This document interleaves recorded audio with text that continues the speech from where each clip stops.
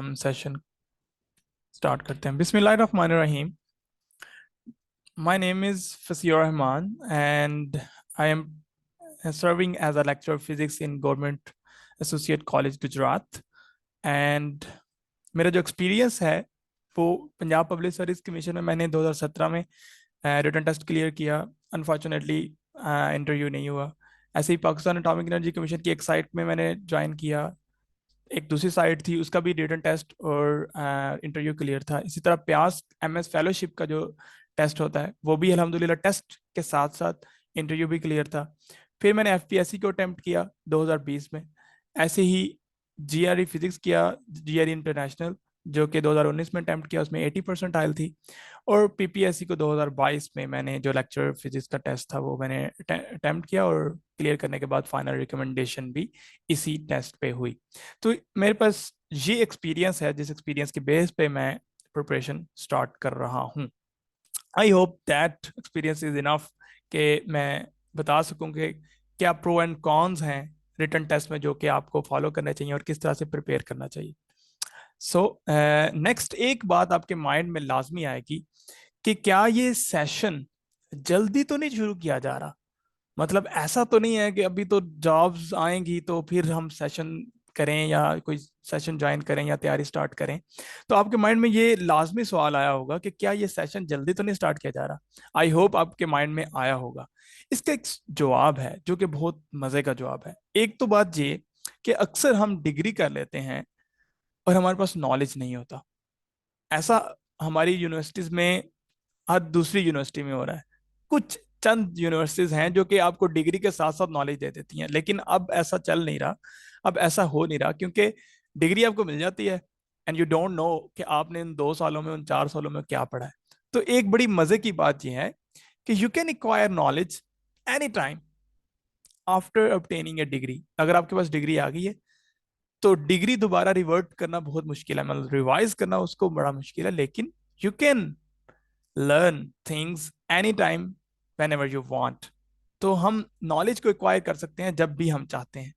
तो इसका मतलब यह है कि अगर आपके पास डिग्री आ गई है, एक हैंडसम सीजीपीए है, then you can improve your knowledge as well any time. ठीक है। तो बेसिक जो चीजें हैं वो हमारे पास एफएससी से ही आती हैं। नेक्स्ट है कि I spent just 7 days on preparation for PPSC lecture physics, जो कि 2022 में जॉब्स आई थी रिटन टेस्ट के लिए। Just 7 days। इसका मतलब क्या है? इसका मतलब क्या है कि I am a intelligent boy और I am just a prodigy? क्या है? नहीं, ऐसा कुछ भी नहीं था। जो चीज थी वो ये थी कि मैंने जब कायदे आजम की एमफिल फिजिक्स की एंट्री टेस्ट की तैयारी की थी 2016 में, I spent 3 months and about 7 to 8 hours per day. मैंने 7 से 8 घंटे पर डे दिया और 3 मंथ के लिए लगातार तैयारी की थी जब मैंने कायदे आजम के एंट्री टेस्ट की तैयारी की। इसी तरह जब मैंने जीआरई फिजिक्स को अटेम्प्ट किया 2019 में, तो मैंने उस वक्त भी प्रॉपर 3 मंथ इसको दिए थे। अबाउट 4 to 5 hours तो लाजमी दिए थे। तो इसका कहने का मकसद ये है कि ऐसा नहीं है कि मैंने जो 7 days में पीपीएससी की तैयारी करके दे दिया। नो। वजह है क्या है? वजह यह है कि एक बार आपको टका के तैयारी करना पड़ती है और ये रियलिटी है। मतलब अगर तो आपने डिग्री के साथ साथ मतलब प्रॉपरली पढ़ लिया तो that is okay, that is completely fine. लेकिन if you want to improve your knowledge तो एक बार आपको टिका के तैयारी करनी पड़ेगी, 3 से 4 मंथ लगाने पड़ेंगे। लास्ट टाइम मैंने जो प्रिपरेशन स्टार्ट की थी वो मैंने लेट स्टार्ट की।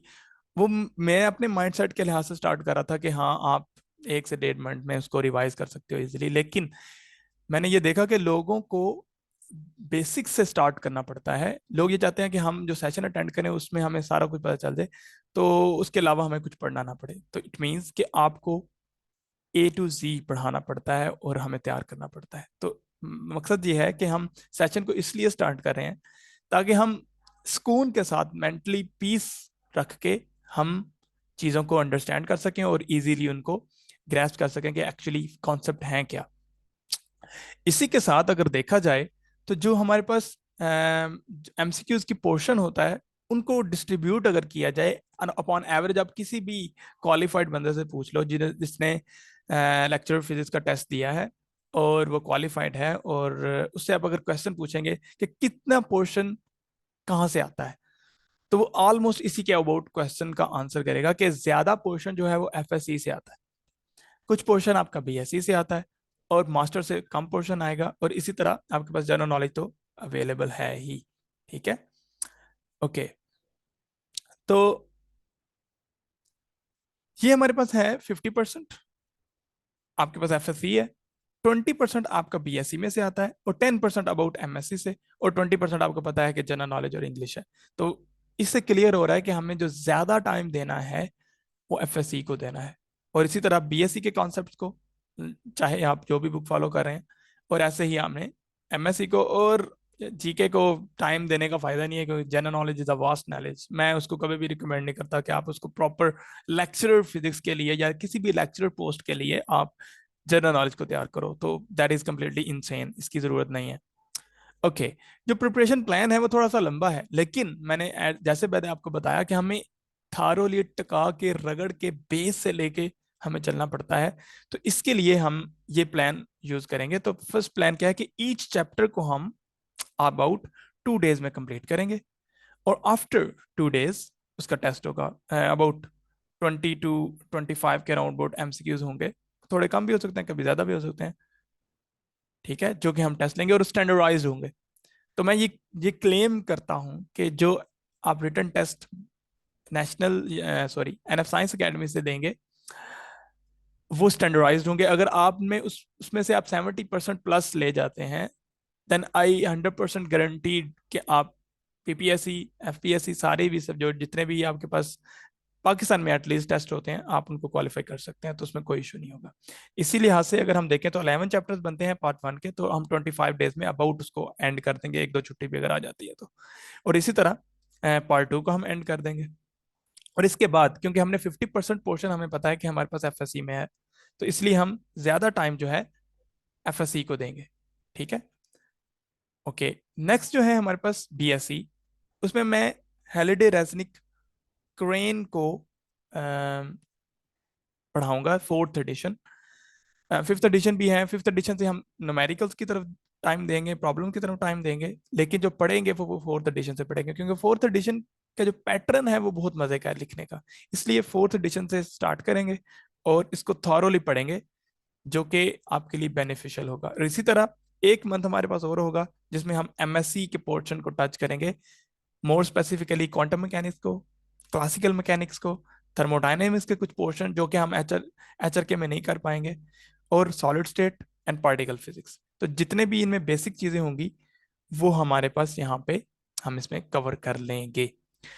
अच्छा, नेक्स्ट है ये सक्सेस इक्वेशन। मैंने आज से 5 साल पहले लिखी थी, जब मैं राउंड अबाउट 5, हाँ 5 साल, जब मैं कायदे आजम में था, आई थिंक कायदे आजम यूनिवर्सिटी में था।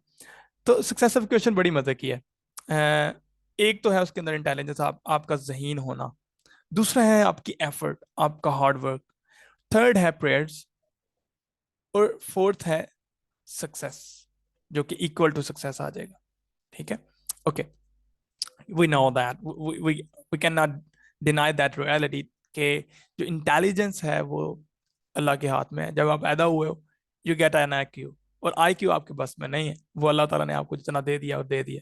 और इसमें 100% रियलिटी है कि कईयों का IQ ज्यादा होता है और कईयों का कम होता है। अच्छा, एफर्ट्स जो है वो आपके हाथ में है, और प्रेयर्स हैं आपकी मदर की, सिस्टर की, अगर सिस्टर हैं तो मोस्ट स्पेसिफिकली आपके फादर की, वगैरह वगैरह वगैरह। तो जितनी भी प्रेयर्स हैं वो इसमें आ जाती हैं। अब 2 एग्जाम्पल हैं मेरे सामने। एक एग्जाम्पल है सिंपल, कि आपकी इंटेलिजेंस 80 है, you are prodigy, you are in born intelligent, okay. आप सिंपल सी एफर्ट भी करते हो तो you can get your result, आप सक्सेसफुल हो सकते हो। प्रेयर्स अगर कांस्टेंट ले लें, 10 ही ले लें तो। ठीक है, इंटेलिजेंस आपके पास अगर 30 है एग्जाम्पल 2 में, तो एफर्ट्स आपको 60 अगर करनी पड़े, 6 टाइम ज्यादा, मतलब जो इंटेलिजेंट बच्चा है, तो आप भी सक्सेसफुल हो सकते हैं। लेकिन जो चीज वेरिएबल है इस इक्वेशन में वो जस्ट 1 है, या मोर स्पेसिफिकली 2 है, प्रेयर्स है और एफर्ट है। तो कहने का मकसद ये है कि अगर आप प्रॉपरली एफर्ट करते हो तो you can get your result, कोई भी रिजल्ट होगा। तो this is the end of introduction. अब चलते हैं नेक्स्ट की तरफ, जो कि हमारा मेन है। ओके, आपको एफएससी की बुक नजर आ रही है?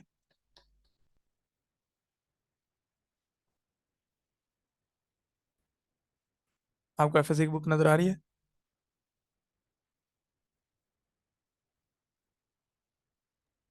Yes, sir. Okay good. Preparation के लिए ज़्यादा टाइम चाहिए? ओके चलें। तो किस तरह से स्टार्ट किया जाएगा, क्योंकि मैंने लास्ट टाइम जो पढ़ाया था वो थोड़ा सा स्पीडी पढ़ाया था, और आई होप के लोग जो है ना उसको गेट नहीं कर पा रहे थे, फॉलो नहीं कर रहे थे, पीछे रह रहे थे। तो फर्स्ट चैप्टर है एफएससी का, उसको हम स्टार्ट करेंगे। मेजरमेंट, मेजरमेंट का मतलब है हमें कोई भी चीज़ जो है हमने उसको नापना है, मेजर करना है। ओके, तो मेजरमेंट करने से पहले हम थोड़ी सी ब्रेन स्टॉर्मिंग कर लेते हैं, ठीक है? साइंस ऑफ मेजरमेंट, कोई भी चीज मेजर करना। फॉर एग्जाम्पल टाइम है, फॉर एग्जाम्पल लेंथ है, फॉर एग्जाम्पल मैथ है। तो एक्चुअली जो फिजिक्स है वो साइंस ऑफ मेजरमेंट है। हम जिसको मेजर कर पाते हैं वही हमारे पास फिजिक्स में आता है, और जिसको हम मेजर नहीं कर पाते वो मैथमेटिक्स तो हो सकती है, वो फिलोसफी तो हो सकती है, वो थ्योरी तो हो सकती है, लेकिन वो फिजिक्स नहीं है, वो प्रैक्टिकल फिजिक्स नहीं होगी। तो इट मीन्स कि हमारे पास जो साइंस है, जो फिजिक्स है मोर स्पेसिफिकली, वो एक्चुअली साइंस ऑफ मेजरमेंट है। अगर आप कोई चीज मेजर एक्सपेरिमेंटली वेरीफाई नहीं कर सकते, एक्सपेरिमेंटली वेरीफाई करने का मतलब यही है कि आप उसको मेजर करो, तो अगर आप वेरीफाई नहीं कर सकती वो साइंस नहीं हो सकती। वो एक फैसिनेट थ्योरी तो हो सकती है, कोई रियाजी के फॉर्मूलाज हो सकते हैं, लेकिन वो फिजिक्स नहीं होगी। ओके, अब जब मेजरमेंट की बात की है, तो हम जब मेजर करते हैं, फॉर एग्जांपल मेरे पास एक सिंपल सा मेजरिंग इंस्ट्रूमेंट है जिसे मैं वेट मेजर कर सकता हूँ, लेकिन वो मिनिमम कितना मेजर कर सकता है? वो एटलीस्ट 10 मेजर कर सकता है, उससे नीचे मेजर नहीं कर सकता। तो ऐसे सिस्टम या ऐसी मेजरमेंट जिससे नीचे मेजरमेंट ना की जा सके, तो वो उस इंस्ट्रूमेंट का लीस्ट काउंट कहलाएगा। फॉर एग्जाम्पल अगर इसको मिनिमम मेजर करना हो 10 kg, इससे नीचे वो मेजर नहीं कर सकता, तो हम 10 से नीचे इस इंस्ट्रूमेंट से मेजर नहीं कर पाएंगे। तो सिंपल वो है कि आपके पास जो लीस्ट काउंट है वो एक्चुअली द लीस्ट मेजरमेंट है उस डिवाइस की। तो इसका मतलब क्या है, अगर मैं 5 kg मेजर करना चाहूं तो क्या मैं मेजर कर पाऊंगा? नॉट एट ऑल, ये क्लियर नहीं बता पाएगा। हाँ, मैं अगर 50 मेजर करूंगा, 50 kg, तो डेफिनेटली ये बताएगा। और एक और बात ये है इसमें कि अगर मैं 56 मेजर करूं तो ये क्या करेगा? क्या ये 50 बताएगा या ये 60 बताएगा? तो यहां पे बात आ जाती है आपके पास राउंडिंग की। इसका मतलब ये है कि अगर हम हमारे पास ऐसी वैल्यू हो जिसका आखिरी डिजिट, मेजरमेंट का आखिरी डिजिट कंफर्म ना हो, तो हम वहां पर राउंडिंग करते हैं। ठीक होगी बात? इसी तरह हमारे पास जो फोर्थ ब्रेन स्टॉर्मिंग है वो है pack of toffees, for example. तो पैक ऑफ टॉफिस में क्या होता है कि आपके पास 50 टॉफिस हैं फॉर एग्जाम्पल, सिंप्लिसिटी के लिए। अब उसका कोई ना कोई वेट भी होगा, मतलब मैस भी होगा। फॉर एग्जाम्पल मैं कह लेता हूँ कि 1 kg है, तो ये भी एक अमाउंट ऑफ मेजरमेंट है। कौन सी? किसकी? क्वांटिटी की। 1 kg ये भी क्वांटिटी है, लेकिन इसके अंदर 50 टॉफिस भी हैं, तो जो नंबर है वो भी तो मेजरमेंट है ना किसी की क्वांटिटी की होने की। तो इसका मतलब ये है कि आपके पास दो तरह से हम क्वांटिफाई कर सकते हैं चीज को, एक नंबर्स से और एक उसके वेट से, फॉर मोर स्पेसिफिकली उसके मैस से। तो हमारे पास एक मैस है क्वांटिटी, और एक मोल है। मैस हमें बताती है कि कितना उसके अंदर, वी कैन से कि कितनी फोर्स के साथ वो ऑब्जेक्ट को नीचे खींचा जा रहा है। और दूसरी जो चीज है वो है मोल, कि नंबर ऑफ पार्टिकल्स कितने हैं। अब ये इंपॉर्टेंट है, मोल इंपॉर्टेंट तब है जब आपके पास नंबर ऑफ पार्टिकल इंपॉर्टेंट होंगे। फॉर एग्जाम्पल अगर आप केमिकल रिएक्शन की बात करें, तो वहां पे हमें मैस की जरूरत नहीं है, हमें तो ये देखना है कि कितने मॉलिक्यूल अवेलेबल हैं रिएक्शन के लिए। इट मीन्स कि वहां पे मोल इंपॉर्टेंट है बजाय के मैस। ओके, ये हमारे पास फोर्थ ब्रेनस्टॉर्मिंग थी। नेक्स्ट है हमारे पास फिफ्थ। अगर मेरे पास रेशो हो तो एक जैसी क्वांटिटीज की, मीटर ओवर मीटर, तो मीटर डिवाइडेड बाय मीटर, तो मीटर मीटर से कट जाएगा तो आंसर क्या आएगा? डेफिनेटली 1 आएगा। उसके साथ कोई डिमेंशन आएगी? नॉट एट ऑल, क्योंकि नो डिमेंशन सर। कट गई है। ऐसे ही अगर मैं टाइम को टाइम से डिवाइड कर दूं तो डेफिनेटली टाइम टाइम से कट जाएगा, तो फिर भी कोई डिमेंशन नहीं आएगी, नो डिमेंशन होगी, जस्ट एक नंबर आ जाएगा। ठीक है, लेकिन अगर मैं लेंथ ओवर टाइम कर दूं, that will give us a specific dimension, जिसको हम मीटर पर सेकंड समहाउ लिखते हैं। ओके, बात क्लियर होगी। नेक्स्ट हम देखते हैं मेजरमेंट की है हमने कितनी, 12.32 सेंटीमीटर। अब ये जो नंबर है, इस नंबर में 4 डिजिट्स हैं, लेकिन आपके पास कौन सा नंबर ट्रूली मैयर है, कौन सा नंबर डाउटफुल है, ये बहुत जरूरी है। फॉर एग्जाम्पल, मैंने ये एक चीज यूज की और इससे मैंने मेजरमेंट दी, फॉर एग्जाम्पल इतनी, फिर मैंने ये वाला इंस्ट्रूमेंट यूज किया, डेफिनेटली ये फ्लेक्सिबल है, ये एक्चुअली मेजर नहीं कर पाएगा ठीक से। तो कहने का मकसद ये है कि जब आप कोई चीज मेजर करते हो, तो जो आपके पास वैल्यू आती है, उसके अंदर कुछ डाउटफुल भी डिजिट होते हैं और कुछ एक्यूरेटली नाउन डिजिट भी होते हैं। इनको हम डिटेल से देखेंगे जब हम इस चैप्टर पे जाएंगे। नेक्स्ट, जब भी हम मेजर करते हैं तो कोई ना कोई गैर यकीनियत रह जाती है, कोई ना कोई अनसर्टिनिटी रह जाती है उस मेजरमेंट में। ओके,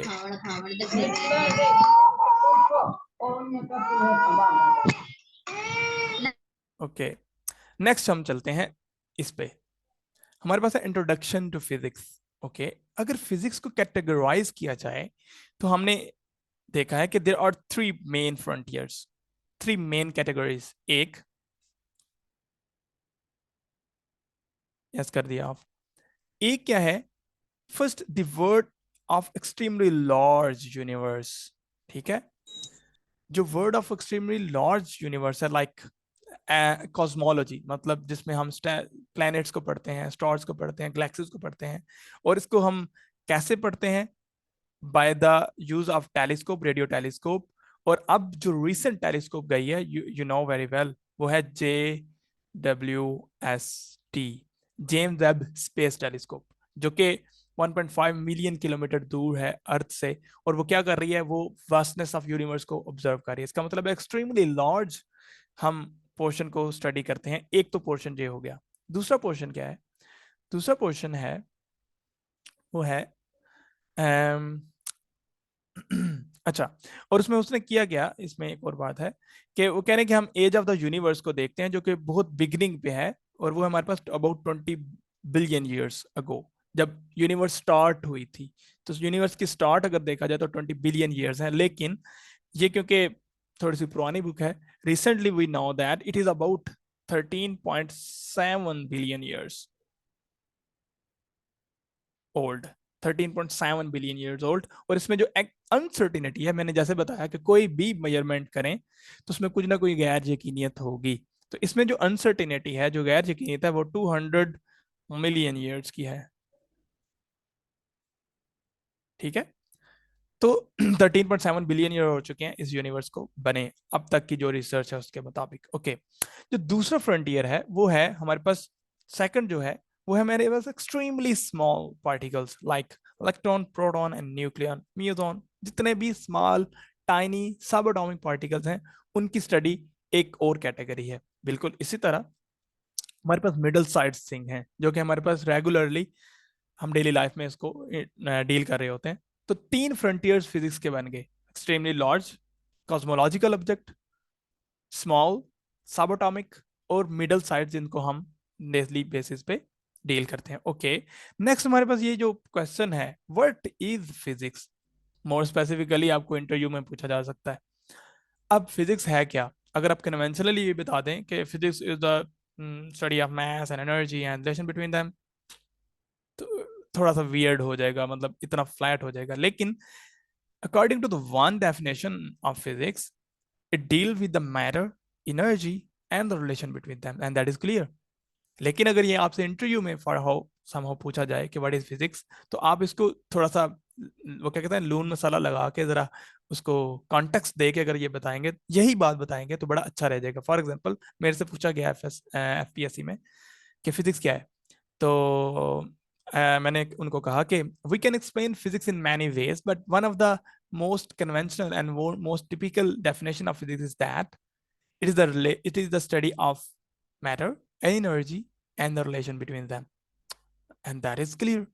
अब मैंने उसको बता दिया कि बहुत तरीकों से एक्सप्लेन किया जा सकता है, लेकिन ये एक अच्छा तरीका है उसको एक्सप्लेन करने का। ओके, तो हुआ क्या कि 19th सेंचुरी में हमारे जो फिजिसिस्ट थे उन्होंने कहा भाई जो होना था हमने कर लिया है, हम बड़े पैंच खाए हैं, हमने जो कुछ इजाद करना था कर लिया, अब चीजें जो है वो क्लियर हो गई हैं।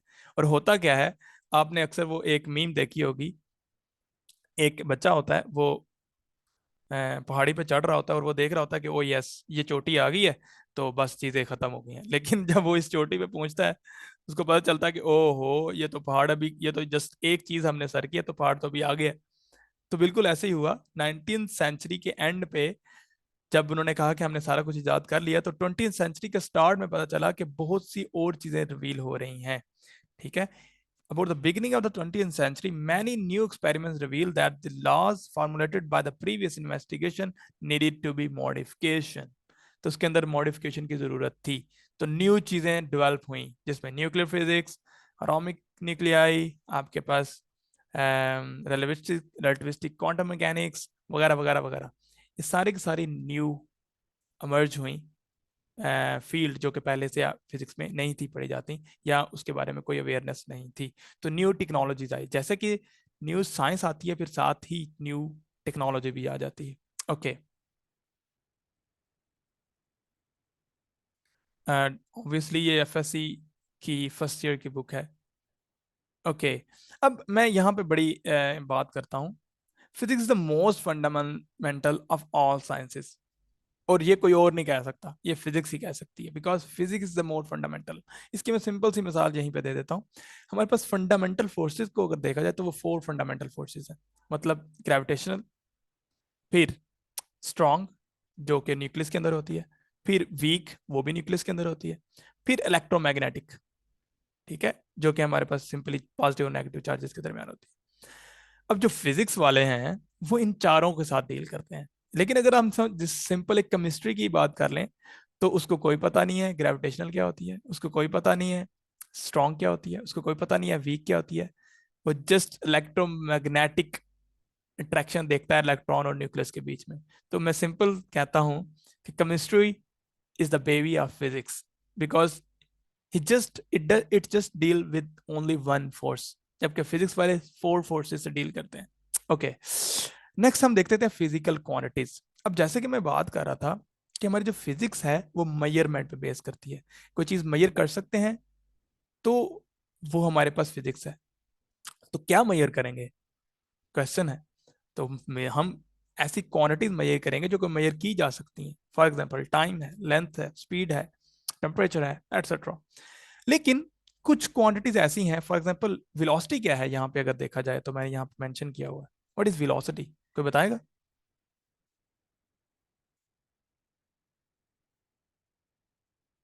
Anyone? Rate of change of displacement. Obviously rate of change of displacement, तो I can write it as v is equal to D over T. हाँ, अब देखो यहाँ पे दो चीजें आ गई हैं। जो वेलोसिटी हमारे पास बन रही है वो मास ओवर टाइम से आ रही है, तो इसका मतलब ये हुआ ये वेलोसिटी दो पे डिपेंड कर रही है। तो हम कैटेगराइज अगर करें क्वांटिटीज को डेफिनेटली, तो हम दो हिस्सों में डिवाइड कर सकते हैं, डिवाइडेड इनटू कैटेगरीज, जो फिजिकल क्वांटिटीज हैं, जो कि बेस हैं और जो कि ड्राइव्ड हैं।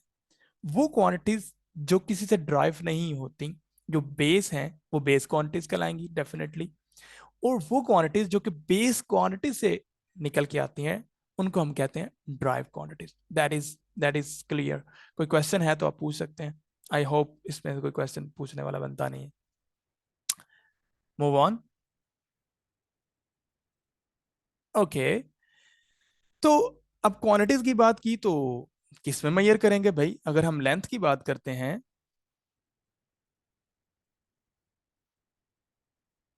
तो डेफिनेटली किस में मेजर करेंगे? यस, सेंटीमीटर में मेजर करेंगे, मीटर्स में मेजर करेंगे, किलोमीटर में मेजर करेंगे। तो ये आपके पास उसके यूनिट्स हैं। ऐसे अगर टाइम की बात करें तो डेफिनेटली सेकंड में, मिनट्स में, इवन इवन लाइट ईयर्स में। लाइट ईयर्स क्या होता है? वो टाइम वो टाइम जिसमें लाइट को गुजरने में 1 साल लग जाए। ठीक है, ओके। सॉरी, ये डिस्टेंस क्या है? सॉरी, लाइट ईयर डिस्टेंस क्या है? मैं वो नीचे लिख दिया। ठीक है, लाइट ईयर वो डिस्टेंस जिसमें लाइट को गुजरने में साल लग जाए। तो ये सारे के सारे यूनिट्स हैं, लेकिन एक चीज पे मुत्तफिक होना बहुत जरूरी था। फॉर एग्जाम्पल, मैं अगर कोई चीज आपको बेचता हूँ तो मेरा मेरा किलो और है, जो लेने वाला है उसका किलो और है, तो आपस में लड़ाई हो जाएगी कि भाई आप कम किलो तोल रहे हैं या आप ज्यादा किलो तोल रहे हैं, वगैरह वगैरह। तो सिस्टम इंटरनेशनल बनाया गया जिसमें सारों का यूनिट जो है वो सेम हुआ। ओके, तो हमारे पास दो तरह के यूनिट्स हैं। बेस यूनिट्स हैं जो कि बेस क्वांटिटी के यूनिट्स, और दूसरे हैं हमारे पास ड्राइव्ड यूनिट्स। लेकिन ये बीच में क्या आ गया भाई? Supplementary units. Okay, base units को पहले देख लेते हैं। वो 7 यूनिट्स हैं जो कि बेस क्वांटिटीज के हैं, वो बेस यूनिट्स कहलाते हैं। तो इस टेबल को देखना ज्यादा जरूरी है, टेबल 1.1 को। Okay, 10 minutes to go. 10 minutes के बाद मैं फिर उसी ग्रुप में लिंक सेंड करूंगा, तो आपने ज्वाइन कर लेना है। नेक्स्ट चलते हैं जी। लेंथ का क्या यूनिट है? सिंपल है। मैस का यूनिट भी सिंपल है, टाइम का भी। Electric current Ampere's. अब यहाँ पे थोड़ी सी एम्बिग्यूटी बनती है, क्योंकि हमें पता है कि I is equal to Q over T. तो हमें सम हो ये लगता है कि Q एंड T बेस है और I ड्राइव्ड है, लेकिन I ड्राइव्ड नहीं है, ड्राइव्ड है चार्ज। क्योंकि Q can be written as I into T. तो अब जो चार्ज है वो ड्राइव हो रहा है दो बेस क्वांटिटी से, करंट से और टाइम से। दूसरा सवाल ये बनता है यहाँ पे कि क्यों नहीं चार्ज आपके पास बेस क्वांटिटी? तो कोई आंसर करेगा? चार्ज बेस क्वांटिटी क्यों नहीं है?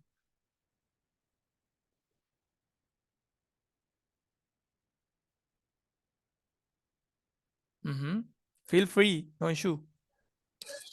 सर एब्सोल्यूट क्वांटिटी है। हाँ, ओके। हमने मेजरमेंट्स की बात की थी। Can we measure charge directly?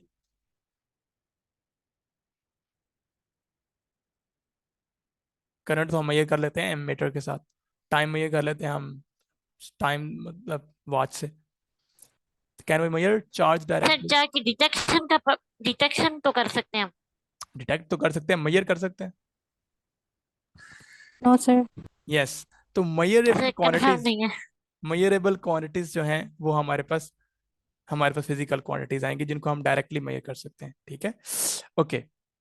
तो हम सिंपल जो आई है उसको डायरेक्टली मेजर कर सकते हैं। इसी तरह थर्मोडायनेमिक टेम्परेचर है जिसको हम केल्विन में लेंगे, और इंटेंसिटी ऑफ लाइट है जिसको हम कैंडेला लेते हैं, CD। और अमाउंट ऑफ सब्सटेंस, जो कि मैंने पहले बता दिया है, मोल में ली जाती है। अमाउंट ऑफ सब्सटेंस दो हैं हमारे पास, मैस भी अमाउंट बताती है और जो मोल है वो भी अमाउंट बताती है, लेकिन वो अमाउंट में नंबर बताती है, वो किस किस फोर्स के साथ जमीन उसको खींच रही है उसके बारे में बताएगा जो मैस होगा। ओके, अब जो सप्लीमेंट्री यूनिट्स हैं, मैंने जैसे आपको बताया कि मैस ओवर मैस करूं तो हमारे पास कोई यूनिट नहीं आना चाहिए। लेकिन जब हम रेडियन की बात करते हैं तो रेडियन क्या होता है हमारे पास?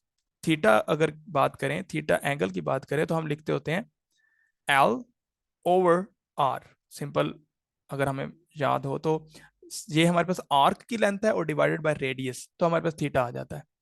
तो इसको अगर देखा जाए तो मेरे पास ये जो आर्क का है वो भी मीटर में मेजर की जाती है, और जो रेडियस है वो भी मीटर में मेजर किया जाएगा। फॉर एग्जांपल लेंथ ही है ना, तो लेंथ लेंथ से कट जाएगी, तो ये तो आएगा डायमेंशन लेस, इसकी तो कोई डायमेंशन नहीं आनी चाहिए।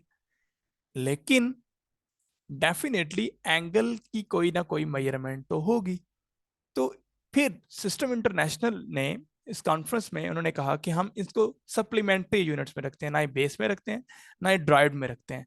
तो हम इनको सप्लीमेंट्री यूनिट्स में रख लेते हैं, जिसमें हम इनको दो क्वांटिटीज को रखेंगे, एक रेडियन को जो कि प्लेन एंगल होगा, और एक स्टेरेडियन को जिसको हम सॉलिड एंगल कहते हैं। अच्छा, अब रेडियन क्या है? हमें ये तो पता है कि जो थीटा है वो एक्चुअली क्या है? Arc length divided by the radius.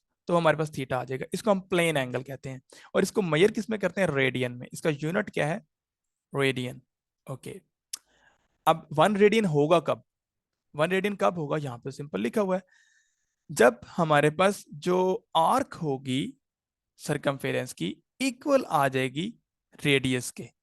For example यहां पे देख लेते हैं कि जो आर्क है, अगर आपको यहां पे नजर आ रहा है, ये जो आर्क है ये आर ही के बराबर है, मतलब जो हमारे पास इस कोस की जो लेंथ है वो भी रेडियस के बराबर हो जाए, तो सिंपली मैं लिख सकता हूं theta is equal to L over R. तो एल की जगह पे लिखूंगा R over R and you will get the 1 radian. Okay, that is fascinating. तो ये एमसीक्यूज बन सकता है यहाँ पे। और इसी तरह जो स्टेरेडियन है ये बहुत मजे की चीज है, ये सॉलिड एंगल है, सॉलिड एंगल। सॉलिड एंगल कैसे, इस फोटो को देखें जरा, इसको मैं थोड़ा सा और क्लोज कर देता हूँ।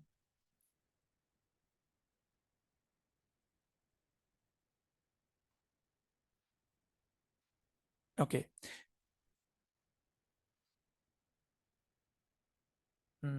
ये अब देखें, ये हमारे पास एक सफियर है नजर आ रहा है, उसका रेडियस आर है और इसके ऊपर जो सरफेस एरिया है वो है ए और जो रेडियस है वो आर है। अब सॉलिड एंगल 3 डायमेंशनल एंगल होगा, जैसे कोन होती है ना, कोन, कोन को अगर देखा जाए तो वो 3 डायमेंशनल ऐसे बनी होती है। अगर आपने वो कार्नेटो खाई हो ना तो वो कोन बनी होती है। तो समझ लें कि कार्नेटो का जो ऊपर वाला हिस्सा है वो आपका एरिया है और जो वो सेंटर में एंगल बना रहा है वो आपके पास उसका सॉलिड एंगल है। ठीक है, कोन बड़ी होगी तो सॉलिड एंगल बड़ा होगा, कोन कम होगी तो सॉलिड एंगल कम होगा। ये बात क्लियर होगी है? कोई क्वेश्चन है तो पूछ सकते हैं।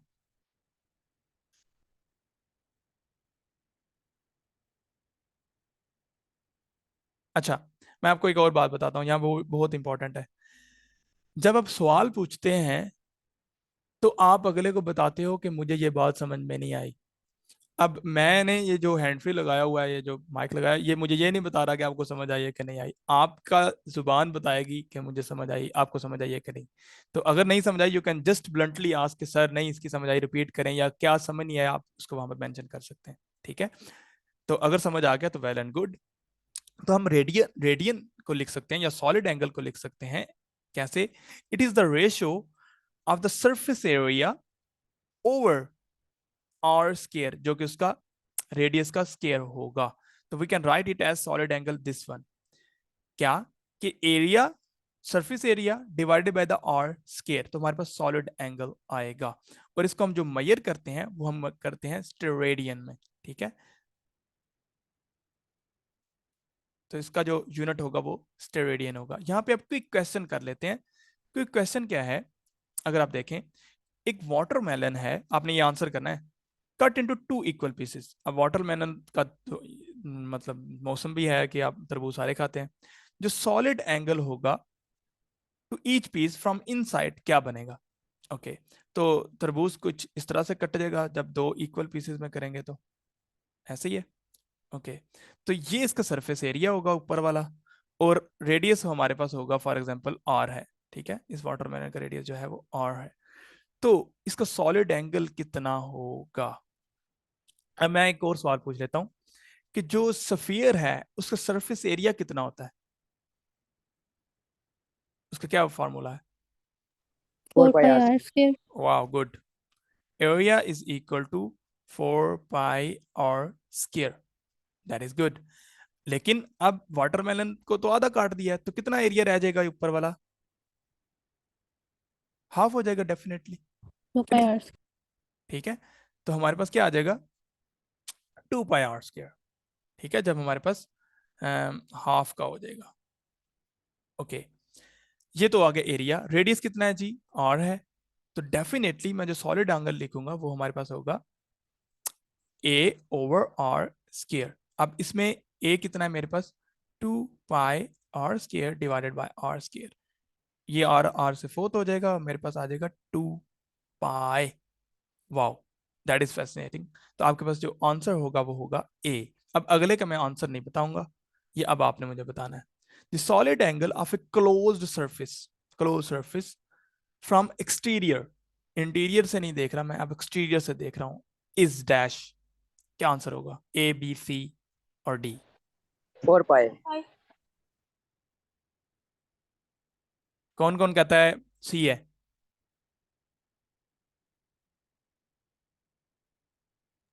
C option. सी ऑप्शन, कौन कौन कहता है सी है? 4 पाई। ओके, यहाँ पे एक चीज कहते हैं जो कि एमसीक्यूज के अंदर ट्रैप होते हैं, और मेरे एमसीक्यूज के अंदर ट्रैप होते हैं। नॉलेज होगा तो वो होंगे, नहीं होगा तो नहीं होंगे। तो दैट वाज आवर ट्रैप। और ये we can say it is a, that is not wrong, this is wrong. ठीक है, क्यों ये ट्रैप था? मैंने एक्सटीरियर लिखा है। जैसे कि आप कोई भी क्लोज सरफेस लो, और अगर मैं यहाँ पे सिंपल फ्लक्स की बात कर लूँ, वैसे मैंने इसको अभी पढ़ाया नहीं है। अगर फ्लक्स की बात करें तो जितना इनवर्ड फ्लक्स जा रहा है उतना ही आउटवर्ड फ्लक्स जा रहा है, तो नेट फ्लक्स जीरो हो जाता है, ये हमें पता है। बिल्कुल इसी तरह जो सॉलिड एंगल है किसी भी क्लोज सरफेस का, बाहर से अगर आप ऑब्जर्व करते हो, ठीक है, तो से फर्ज कर लो कि हाफ के लिए तो ये होगा, पहले वो ओपन होगा,